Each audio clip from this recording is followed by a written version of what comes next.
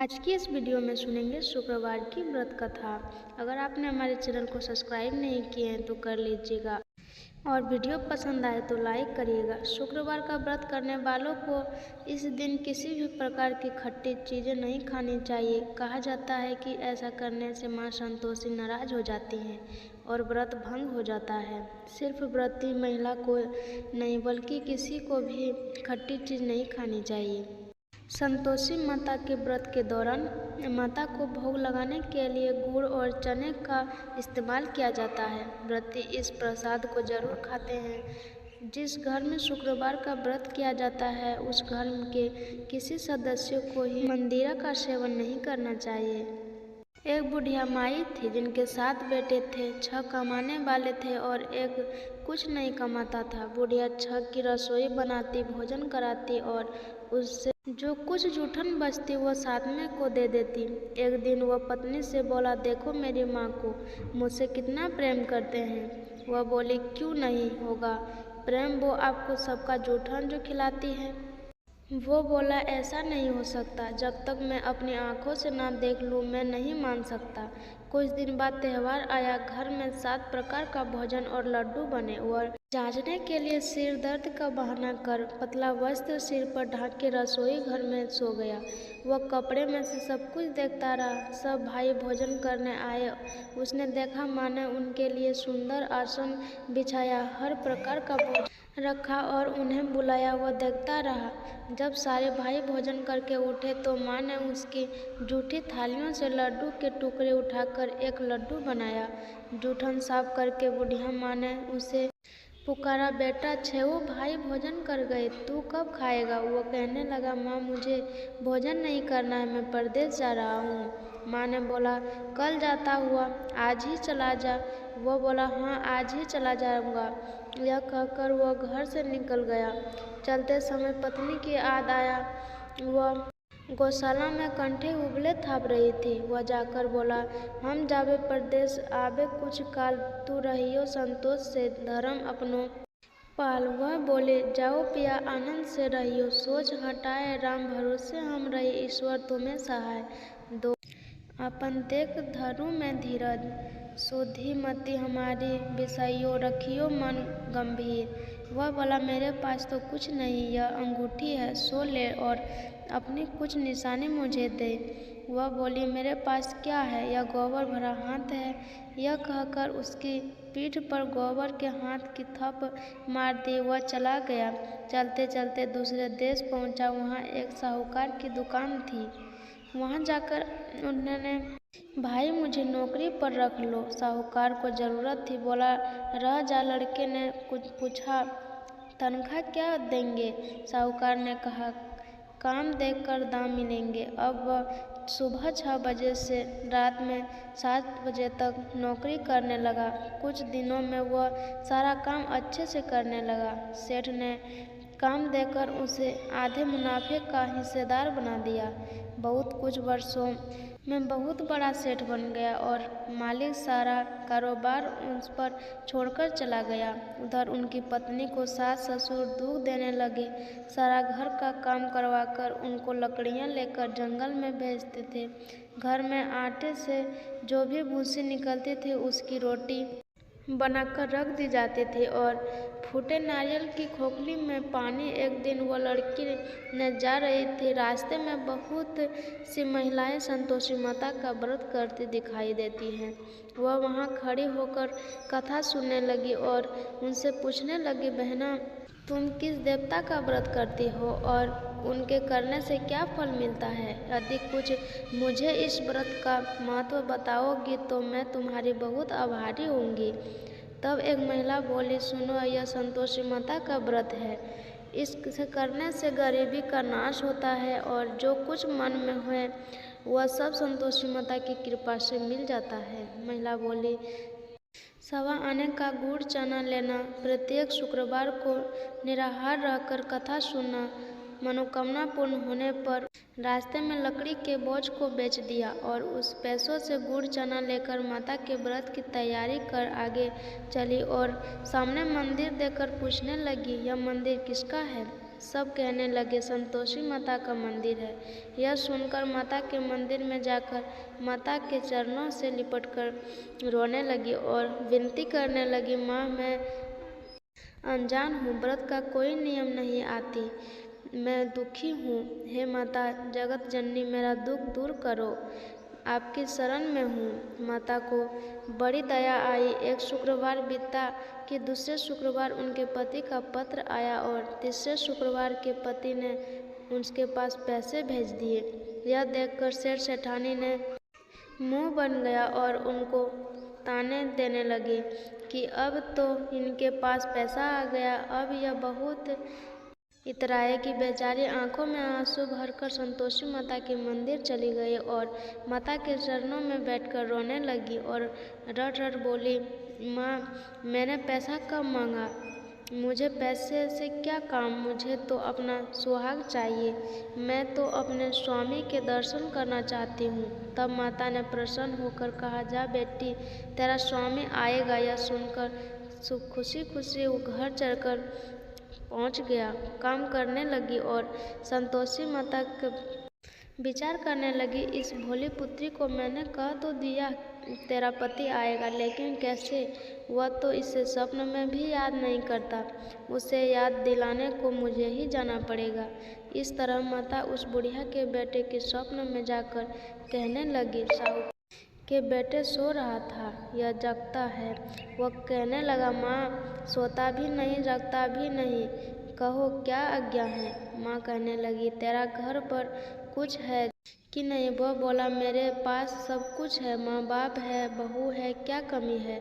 माँ बोली, भोले तेरी पत्नी घोर कष्ट उठा रही है, तेरे माँ बाप उसे परेशानी दे रहे हैं, वह तेरे लिए तरस रही है, तू उसके सुध ले। वह बोला, हाँ माँ मुझे पता है, मैं वहाँ जाऊँ कैसे।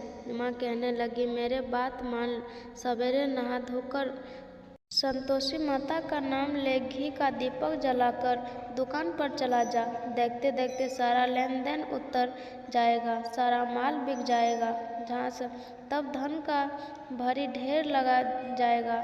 थोड़ी देर में देने वाले रुपया लेन देन सारे सामान का ग्रह सौदा कर लेंगे।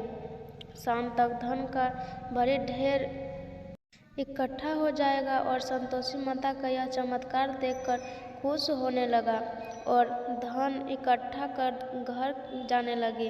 घर जाने के लिए वस्त्र गहने खरीदने लगा और घर को निकल गया।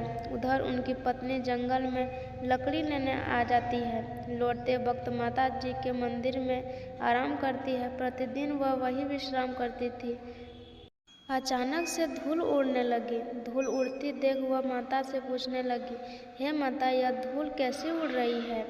हे पुत्री तेरा पति आ रहा है, अब तू ऐसा कर, लकड़ी के 3 ढेर तैयार कर, एक नदी के किनारे रख और दूसरा मेरे मंदिर में रख और तीसरा अपने सर पर रख। तेरे पति को लकड़ियों का गट्टर देख तेरे लिए मोह पैदा हो जाएगा। यह टूकेगा, नाश्ता पानी खाकर माँ से मिलेंगे, तब तू लकड़ियाँ का बोझ उठाकर चौक पर जाना और गट्टर नीचे रख देना, जोर से आवाज़ लगाना, जो साचू माँ लकड़ियाँ का गट्टर लो, भूसी की रोटी दो, नारियल के खोखले में पानी दो, आज मेहमान कौन आया है। माता जी से अच्छा कर जैसा माँ ने कहा वैसा ही करने लगी। उतने में मुसाफिर आ गए। सूखी लकड़ी देखकर उनकी इच्छा हुई कि हम यहीं आराम करें और भोजन बनाकर खा पीकर गांव जाएं। आराम करके गांव को चले गए। उसी समय सिर पर लकड़ी का गट्ठर लिए वह आती है, लकड़ियां का बोझ आंगन में उतारकर जोर से आवाज़ लगाती है, लो सासू जी लकड़ियां का गट्ठर लो, भूसी की रोटी दो, आज मेहमान कौन आया है।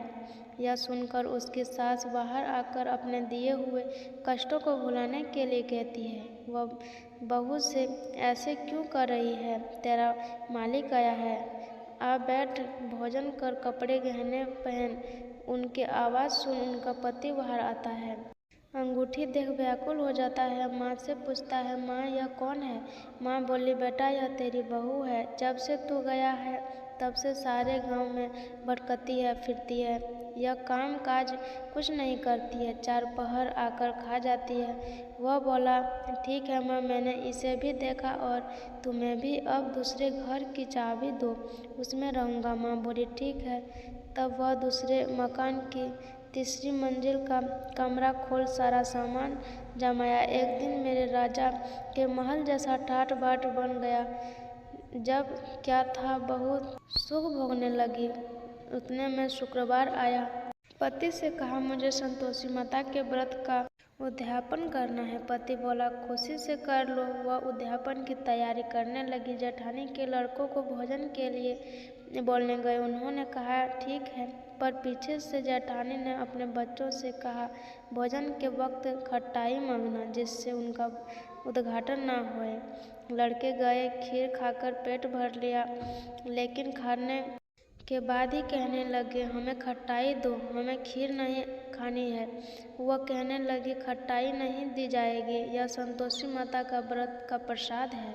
लड़के उठ खड़े हुए, बोले, पैसा लाओ।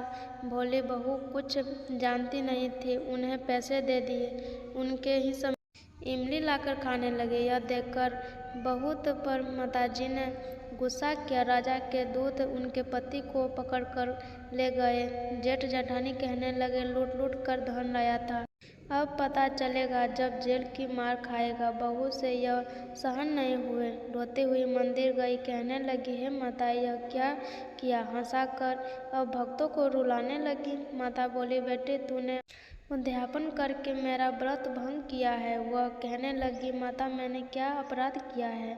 मैंने भूल से लड़कों को पैसे दिए थे, मुझे क्षमा करो, मैं फिर तुम्हारा उद्यापन करूँगी।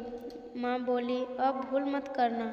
वह कहती है, अब भूल नहीं होगी। अब वो कैसे आएंगे? माँ बोले, जा, तेरा पति मुझे रास्ते में आता मिलेगा। वह निकली, राह में पति मिला। उसने पूछा, कहाँ गए थे? वह कहने लगा, इतना धन जो कमाया हूँ, उनका टैक्स राजा को देना ही था, वह भरने गया था।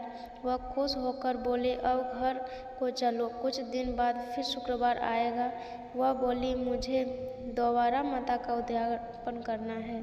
पति ने कहा, करो बहू। फिर से जेठ के लड़कों को भोजन को करने गई। लड़के भोजन से पहले कहने लगे, हमें खीर नहीं खानी, हमारा बिगड़ता है, कुछ खटाई खाने को दो। वह बोले, खटाई किसी को नहीं मिलेगी, आना हो तो आओ, वह ब्राह्मण के लड़कों को लाकर भोजन कराएगी। दक्षिणा की जगह उनको एक एक फल दिया। संतोषी माता प्रसन्न हुई, माता की कृपा हुई। 9वें मास में उसे सुंदर पुत्र प्राप्त हुआ। पुत्र को पाकर प्रतिदिन माता जी ने मंदिर को जाने लगी। माँ ने सोचा, यह रोज आती है, आज क्यों ना इनके घर चलूं। यह विचार कर माता ने भयानक रूप बनाया। गुड़ चने से सना मुँह, ऊपर सूंड के समान होंठ पर मक्खियाँ भिन भिन कर रही थी। देहली पर पैर रखते ही उनके साथ चिल्लाने लगी, देखो रे, कोई चुड़ैल आ गई है, लड़कों, इसे निकालो, नहीं तो किसी को खा जाएगी। लड़के भागने लगे, चिल्लाकर खिड़की बंद करने लगे। बहू रोशनदान में से देख रही थी, खुशी से चिल्लाने लगी, आज मेरी माता जी मेरे घर आई हैं। वह बच्चे को दूध पिलाने से हटाती है। इनमें से सास को क्रोध आ गया। वह बोली, क्या हुआ है? बच्चे को फटकार दिया। इसमें माँ के प्रताप से लड़के ही लड़के नजर आने लगे। वह बोली, माँ, मैं जिनका व्रत करती हूँ, यह संतोषी माता है। सबने माता जी के चरण में पकड़कर रोने लगे और विनती करने लगे, हे माता, हमें माफ़ कर दीजिए, तुम्हारा व्रत भंग कर हमने बड़ा अपराध किया है। माता, आप हमारा अपराध क्षमा करो। इस प्रकार माता प्रसन्न हुई। बहू को प्रसन्न हो, जैसा फल दिया वैसा माता सबको दे। जो पढ़े मनोरथ पूर्ण हो और कथा सुनने वाले के भी इच्छा पूर्ण करना। प्रेम से बोलो संतोषी माता की जय।